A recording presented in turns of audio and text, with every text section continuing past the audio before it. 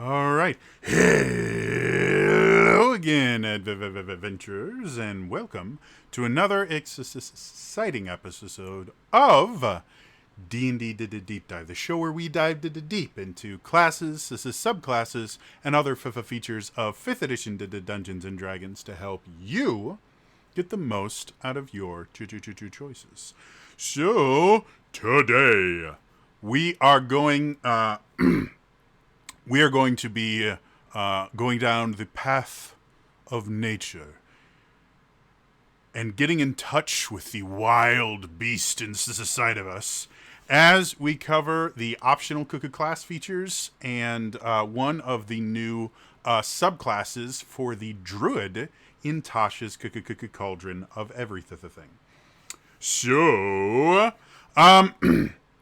let's start off by just covering the optional Cuckoo class features. As anyone that's been watching this as a series for a little bit already knows, and if you have Tasha's you already know this. Tasha's introduced a bunch of optional Cuckoo class features to kind of modify the classes and make them work a little bit differently. Some of them I think were really interesting. Some of them I think less so. But, you know, it is what it is. For the druid, they actually only really get one kind of unique Cuckoo class feature, optional feature, and then other things. So let's really quickly go through the optional Cuckoo class features so we can get to the Circle of Spores druid. So the first optional Cuckoo class feature that you have access to right at first level is the same optional class feature that every single Cuckoo caster class gets. It is an expanded spell list. In general, it's meant to make it so that the classes get access to the new spells in Tatasha's. One of the unique things about the druids specifically is they get 16 new spells added to their spell list, but only 3 of them are new spells from Tasha's. The other 15 are all spells that existed before and just had never been added to the Druid spell list. And some of them kind of make sense, things like Continual Flame or Cone of Cold, you know, those kind of elemental style spells for a character that is very connected to the elements. You know, kind of makes sense. The other thing that is kind of nice is they add things like Revivify, Aura of Vitality, Flesh to Stone. I was thinking stone to flesh, but and they do have flesh to stone. But really, ways to make the druid a relatively competent healer for the party. Because especially once you get to tier 2, Revivify is such an influential spell to have on at least one character. Because once you get to tier 2 at level 5, that's when you really start having combat start getting more complicated, because you now have level 3 spells in play, and you have all the new like 5th and 6th level abilities for the classes. And so a lot of times that's when you start seeing character death due to no longer due to just bad rolls of the dice. So having Revivify can really expand things. So yeah, overall, I like the additional druid spells. I haven't really found a spell list in Tatasha's that I haven't gone, seems cool. None of them have just given access to spells that don't make sense for the classes. And the big thing I like about the Tatasha spells is it gives the druid access to the new summon spells from Tatasha's, which I've talked about before. The summon spells in Tatasha's are so much better than the conjure spells from the PHBB, just because instead of giving you control over a monster as a stat block, they actually give you a custom stat block specifically designed for this as a spell.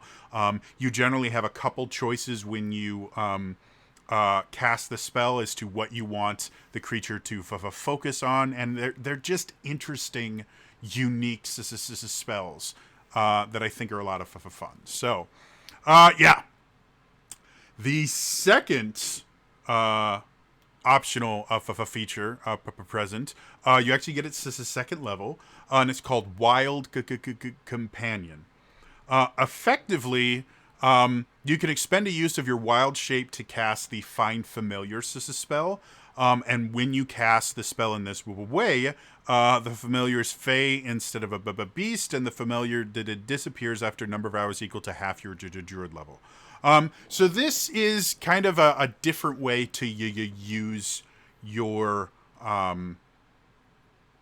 wild shape, which when we get into the subclass, we'll cover. We'll go over the kind of defining features of the druid. The wild shape is definitely in there. So having a different way to use that defining feature, I guess, is kind of good. However, druids really aren't.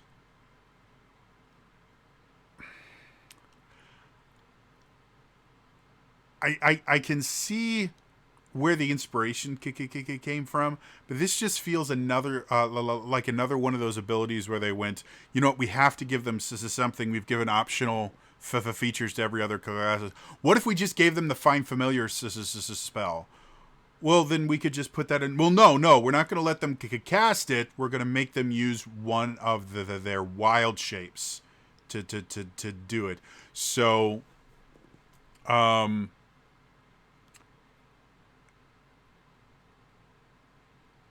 yeah, I mean it's effectively a lesser version of Find Familiar, because the Find Familiar spell only ends if the creature is killed or if you did dismiss it in some way.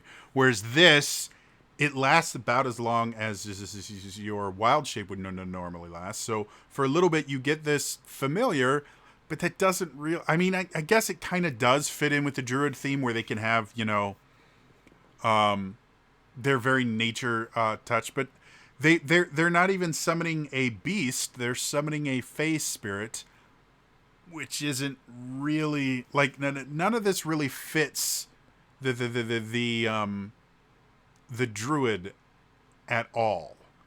Like Fey spirits are from generally considered to be from the Feywild. Druids are rooted in the prime material plane, specifically with the natural portion of the prime material plane. So I don't even understand why they're like, oh no, it's a Fey creature, when it would make more sense for the druid to actually conjure or summon a beast from the wild. So yeah, I'm not a huge fan of Wild Companion. I think there are so many better ways to use your wild shape than somehow giving you a limited version of the Find Familiar spell. So, yeah, and then the final optional feature, you get at 4th level. It's called Cantrip Versatility. We've talked about the versatility features before. I tend to be a big supporter of them. Basically, whenever you get the ability score improvement feature, you can replace one cantrip you learned from this class's spellcasting feature with another cantrip from the druid spell list. Again, it's just a way for you to kind of course correct your druid as you level up. Especially, again, if you created the character and got to play them from level 1 up to like level 12 or to 20, however high you get, by the time you get to the next tier, you may have found out the decisions that you made probably months previously, if not, you know, over a year, just don't reflect with how you've decided to play your character. And so these little course correction type things, the versatility features, I just think are good. Because they allow you to kind of make up for misjudgments and mistakes, or things that you just simply couldn't have expected back then. So yeah, always a big fan of that. So yeah, those are the optional features. Overall, like I said, I always like the additional spells. I'm a huge fan of the new summon spells in Tasha's, and I'm a huge fan of versatility. Wild Companion just feels like, well, we have to give them something. And it just doesn't, to me, it doesn't really fit in with how the druid plays just in general. Giving them familiar just doesn't really make a ton of sense. But that's my opinion. So let's continue going on to dive into the circle of spores. Now, as a really quick refresher, I say this every single time, but I like saying it because it makes me feel like I know what I'm talking about. 5th edition class design basically states every class should play very differently right from the beginning. And the way they do that is through what I call defining features. These are things that are unique to the class, or special to that class, and they should show up within the first to 2 levels. For the druid, probably the biggest defining feature of the druid is obviously wild shape. Wild shape is something that only druids get. And effectively, what it is it allows the druid to shape change into beasts. And it's such a defining aspect of the druid. Even druids in other mediums kind of follow this idea. If you look at, like, I think his name is Bern, from The Hobbit, he was a skin changer, which is kind of one of the things that inspired the druid. If you go into more current things like World of Warcraft, the druid class is almost entirely reliant on their transformations. Every subclass of it gets a specialized version of their transformation. Wild shape is a big thing. The interesting thing about the druid, though, is when you choose your subclass, which you actually choose at 2nd level instead of the 3rd, like you do with most other classes. In the PHB, you had one. You had one subclass that focused almost exclusively on wild shapes. It was the Circle of the Moon, and it gave you what was called Combat Wild Shape, which basically meant you could turn into bigger and badder beasts that you could use in combat. And so a lot of people, when they think of the druid, they only think of the Circle of the Moon druid, and their huge emphasis on using their wild shapes to do lots of damage or to take lots of damage. Like, there's a lot of versatility built into it. The other side, the Circle of the Land, focused on the other defining feature of the druid, which is their spellcasting. Now, obviously, druids are not the only spellcasters in D&D. I mean, obviously, wizards, sorcerers, warlocks, bards, and clerics are all full casters. Basically, almost half of the roster is full casters. So, the fact that they are spellcasters is not the unique thing. The defining aspect of the druids' spellcasting is the specific kind of spells they get and the emphasis on nature. The arcane spellcasters, for the most part, all share a very similar spell list, with the only real exception being the warlock getting some weird spells. But for the most part, all the arcane spellcasters have a very, very similar spell list. The cleric has their divine spells, which are unique, and then the druid has their nature spells, and there are some really interesting spells, things like good berries, and other nature-based spells that are really interesting. And so the Circle of the Land focused entirely on the spell casting by expanding what kind of spells they could cast, adding more spells to their spell list based on the land that they were connected to, but they completely ignored the wild shape at all. Most land druids will very rarely use their wild shape, other than maybe for transportation. As you get to higher levels, you can wild shape into things that can fly, which having a fly speed is very useful, or things that can breathe underwater. All of those are very useful, but most land druids won't use that. So, one of the things that started happening in Xanathars is finding ways to use both the spellcasting and the wild shape. And that's hopefully what we're going to see in the Circle of Spores, where you're going to get some options that let you use your wild shape uniquely, and you're going to get some options that allow you to do some more spellcasting as well. Because again, druids are full spellcasters, even if you are a moon druid, where your kind of big focus is on transforming into something really big with a lot of hit points and then mauling people. You're still a full caster. You still have the ability to do a lot of stuff with your spells. So, So the Circle of Spores. First things first. If you will watch Critical Role, the first thing I thought of instantly when talking about this as a Circle of Spores is obviously Taliesin Jaffe's character that he plays on there. That I'm because my brain doesn't work. I'm completely Caduceus. It starts with a C. Anyway, he plays a druid. He might play a Circle of Spores druid. I don't know. Obviously, they started playing this long before Tasha's was even thought of. But I know the Circle of Spores was an Unearthed Arcana thing. So he may be a Circle of Spores druid, or he may just be a mushroom theme druid.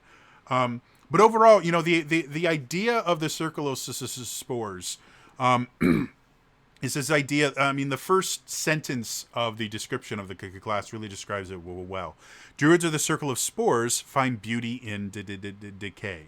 They're all about, death and decay, but not in a kind of necromancer style thing where it's like, I will control and I will cause. No.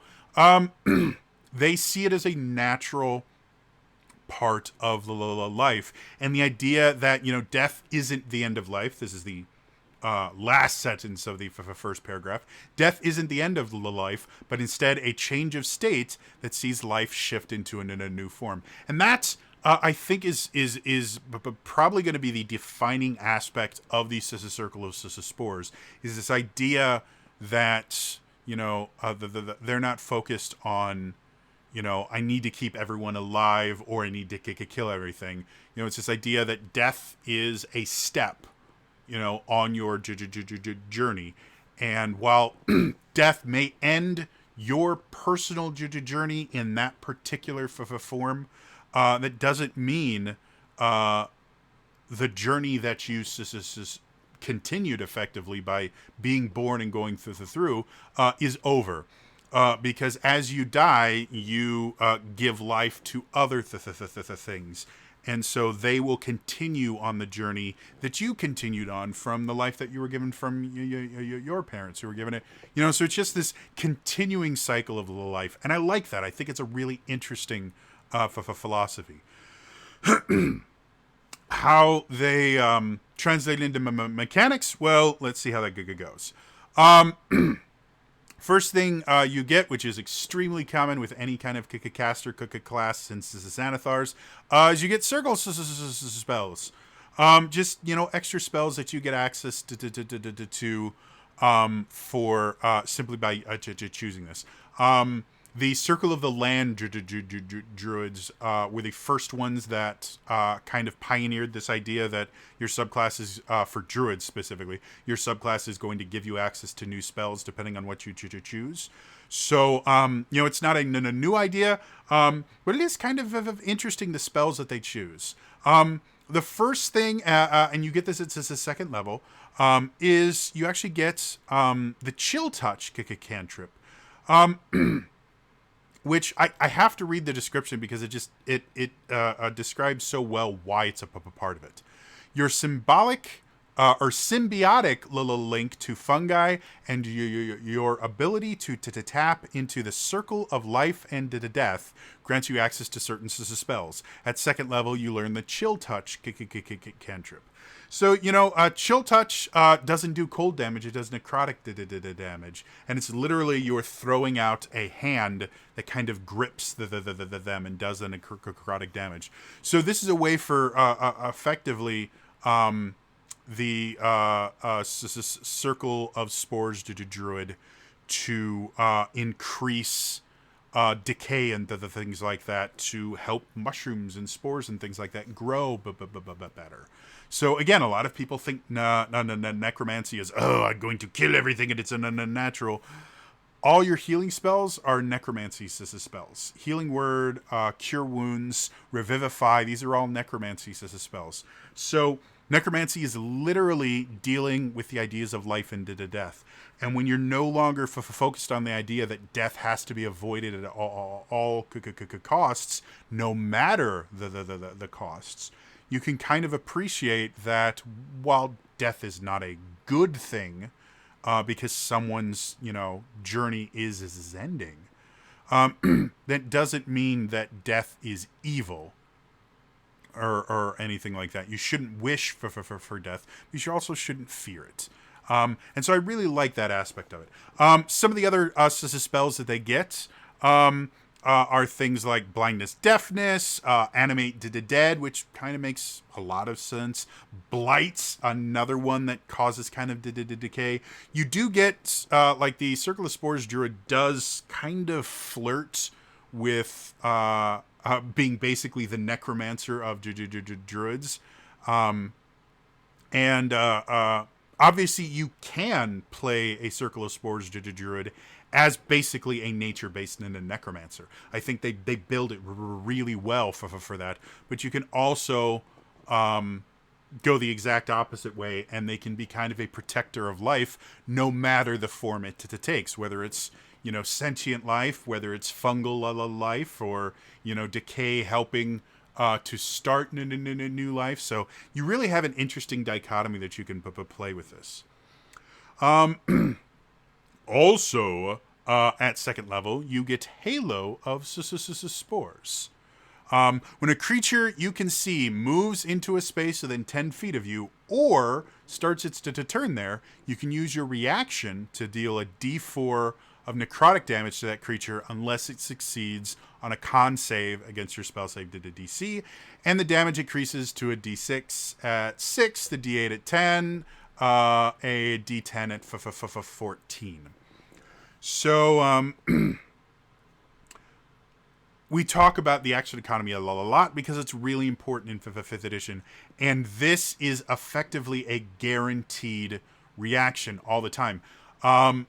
As long as there is a creature within 10 feet of you, or a creature gets within 10 feet of you, you can use your reaction to cause damage. A d4 is not a ton. And by the time you get to 14th level, a d10 is not a ton. But it's still extra damage that wouldn't exist otherwise. And it can be used for other things. One of the things I mention all the time is concentration is a big thing in 5th edition. It's the kind of limiting factor to Magic in general, so that you don't have wizards just doing crazy spell combinations. And anytime you do damage to a creature, it forces them to make a concentration check if they are concentrating. So Halo Spores can be extremely effective on enemy spellcasters. You got to get close to them. But again, if they come within your square or they start their turn within 10 feet of you, you can do this. So because it happens at the beginning of their turn, if they have something really, really useful, like maybe they have a summon spell up, or maybe they've cast, Globe of Invulnerability on someone. Like, there's so many different things that being able to force them to make concentration checks at the beginning of their turn can be useful. Now, this does kind of put the emphasis on this druid being a little bit more of a frontline fighter. It's one of the interesting things about the druid since its inception is druids can use shields and scimitars. And can actually wear up to medium armor as well. So druids can actually be a bit more tanky than say like a wizard or a sorcerer.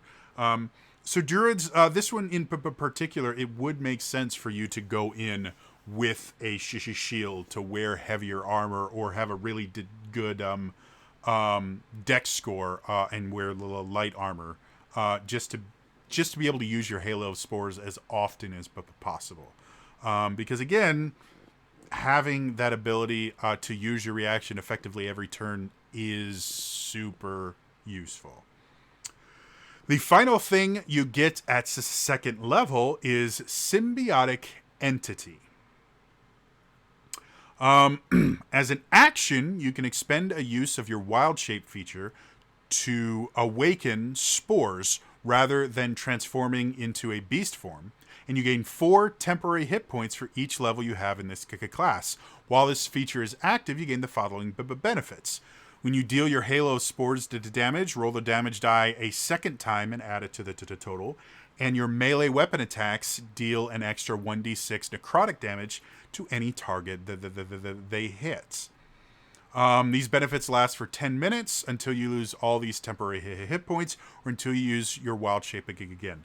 So this is giving you a brand new way to use your Wild Shape feature. And it's effectively a way to buff yourself up with some extra hit points, always useful, and to make that Halo Spore significantly more powerful. Doing things like, again, 1d4 is not that big a deal. 2d4 starts becoming a big deal. 2d8 at the 10th level is a big deal. 2d10 at 14th level is a big deal. So by combining Symbiotic Entity and your Halo of Spores, you can change it from something that, is just a nice way to get some sort of use out of your reaction to a very offensive form of attack. And then combining that with the fact that you can get extra necrotic damage on your attack rolls, you can start doing some interesting things. Like this, using Symbiotic Entity, you might even be able to do something like dual wielding as a druid. Because again, scimitars are a thing for druids. So having a druid come in with dual scimitars would mean each attack that they do would get that additional d6 of damage. It would give them a use for their bonus action. Like, there's a lot of different things. The other route you can go, one of the spells that they get with the optional features, if you use them, is Elemental Weapon, which just adds additional damage to a weapon that you're using. So you can really turn the Spore Druid into a kind of upfront fighter, doing a relatively large amount of damage. When you look at the additional damage possible using Symbiotic Entity, every turn, just right at level, let's do 6, since that's an easy level. At level 6, you'd have 1d6 or 2d6 for your Halo of Spores and 1d6 extra necrotic damage. Every turn, you're doing an extra 3d6 damage that you wouldn't be able to do otherwise, as long as you're landing at least one hit. Overall, I think it's really interesting, and will definitely make the Druid play very differently than other druids normally play. Really putting an emphasis on like kind of self-buffing spells or things that will just increase their damage output or increase their survivability.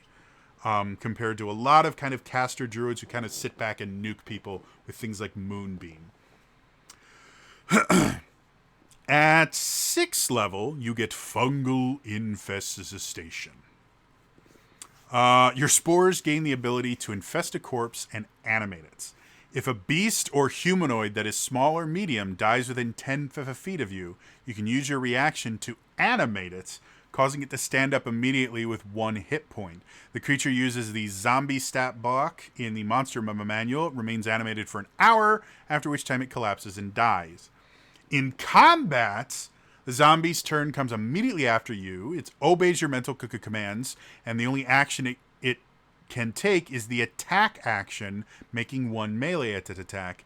And you can use this feature a number of times equal to your wisdom modifier. You get all your uses back after a little long rest.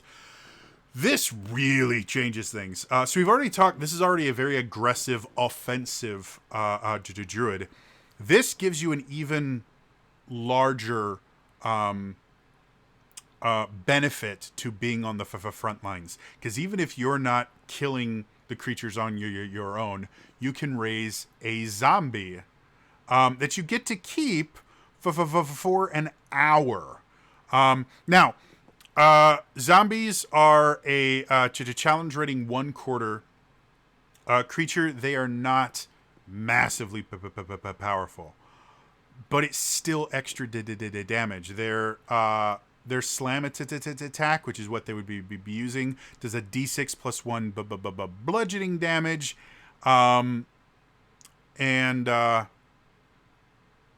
yeah, they're really just kind of skirmishers, or just kind of annoying things. But again, turning a dead enemy into an ally and giving your team additional actions is really, really a big deal in 5th edition. This is action economy manipulation of the highest order, because now you literally can take away a character from their team and turn it into a character with full actions for your team. So really, really interesting and fun. Going to 10th level, you get Spreading Spores. As a bonus action, while your symbiotic entity feature is active, you can hurl spores up to 30 feet away, where they swirl in a 10-foot cube for a minute. The spores disappear early if you use this feature again, if you dismiss them as a bonus action, or if your symbiotic entity feature is no longer active. Whenever a creature moves into the cube or starts its turn there, that creature takes your Halo spores damage, unless the creature succeeds on their con save. And a creature can take damage no more than once per turn. And while the cube of spores persists, you can't use your Halo spores reaction. So this again is a very offensive version of the Halo spores. This changes things specifically because the Halo spores before requires your reaction to get the extra damage. If you use Spreading Spores, now you don't have to use your reaction. You can use it for other things.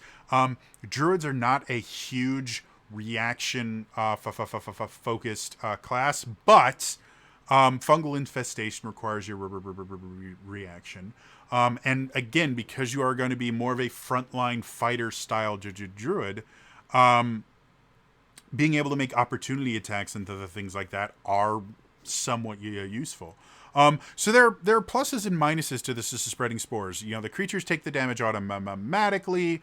You no longer have to use your reaction to do this. So effectively, that means you can get multiple uses of Spreading Spores. But it also means that first of all, you're sacrificing a bonus action to do it, and it doesn't move with you. You can no longer use it as a deterrent to people coming up and attacking you. But still, really, really useful.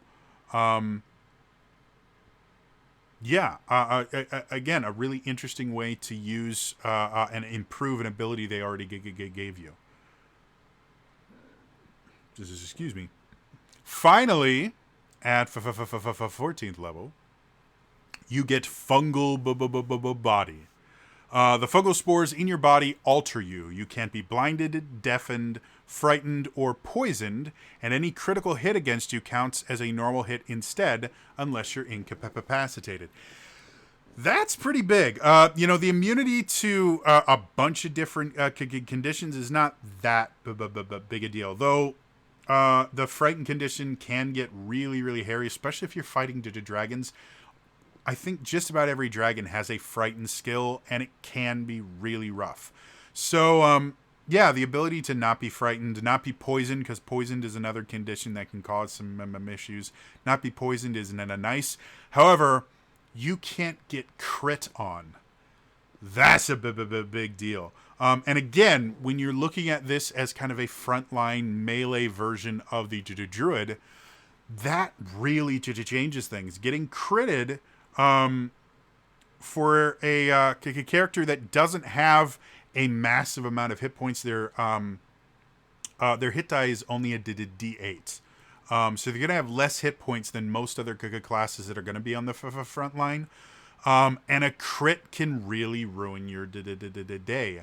This effectively makes them immune to critical hits. That is massive.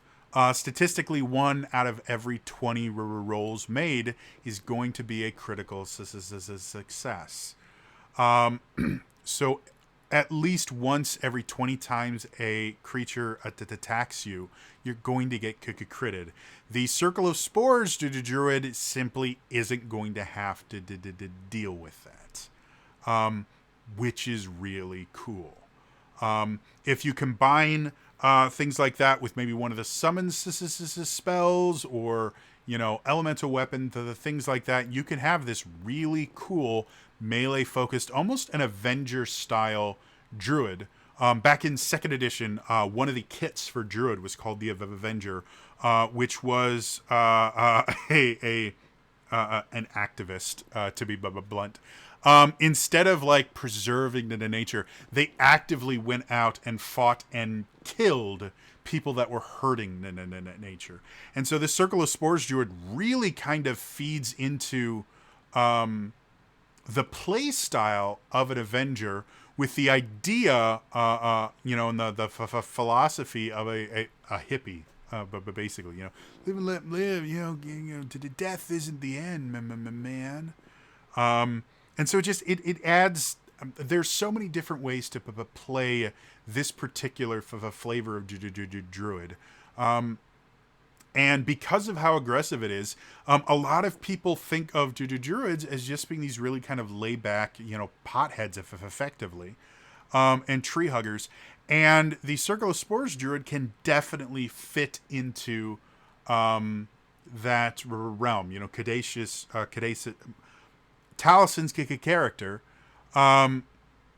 definitely kind of fits into that more relaxed, laid-back version of a Druid. But because of the focus on necrotic damage and the just very aggressive nature, this could very easily be, the Red Wizard of Thay style Druid, where you can raise as zombies that are mushrooms as zombies, and you can summon creatures to help you fight, and you're in the front lines with a scimitar hacking away and doing necrotic damage. You can create this very kind of dark Druid using this as a Circle of Spores, and I love it. I think it's super, super interesting. So final thoughts on the class as a whole. Overall, I like it. It took me a little while to like it. At first, it felt really underpowered and it felt weird. But when you look at things like just the synergy between Halo Spores and Symbiotic Entity, and then Spreading Spores as well, these things just kind of stack upon each other, and they give you a new way to use your wild shape. Again, most caster druids are very rarely going to use their wild shape, and it's a defining feature of the druid. That's kind of a travesty. And this gives you a large reason to you use your wild shape as often as possible, because it gives you increased damage, it gives you extra things you can do. It's just a really interesting way to play the class, and I absolutely adore it. Yeah, that is going to be all for me today. As always, if you enjoyed this, please hit that like button. It really does do a lot. It helps other people see this. And of course, I want as many people to be able to see this as possible. In addition, hit that subscribe button. I'm putting out content 4 days a week. So you'll get all that stuff put right to your subscription box. And also hit the bell icon and turn on notifications so that whenever I release a new video, you never have to worry about missing it. Every so often, I'm recording these episodes a decent amount of time ahead of when they release, so that when something big happens, I don't have to worry about replacing one of my D&D deep dives or TJ and friends play with a video talking about this is something I wanted to talk about. I can do that in addition to that. And that means, having notifications on becomes even more important, because every so often I'm just going to put out a random video because it's pertinent to what's going on. In the comments below, are you liking more the tree hugger, everything's cool, death isn't the end, Spore Druid? Or do you prefer the death is amazing and I shall cause it with everyone? Spore Druid. I really want to see conversations below about people just kind of arguing the merits of druidic necromancers versus hippy dippies. Yeah. Anyway, again, that is all for me today, and I will see you guys next time. All right? Bye-bye!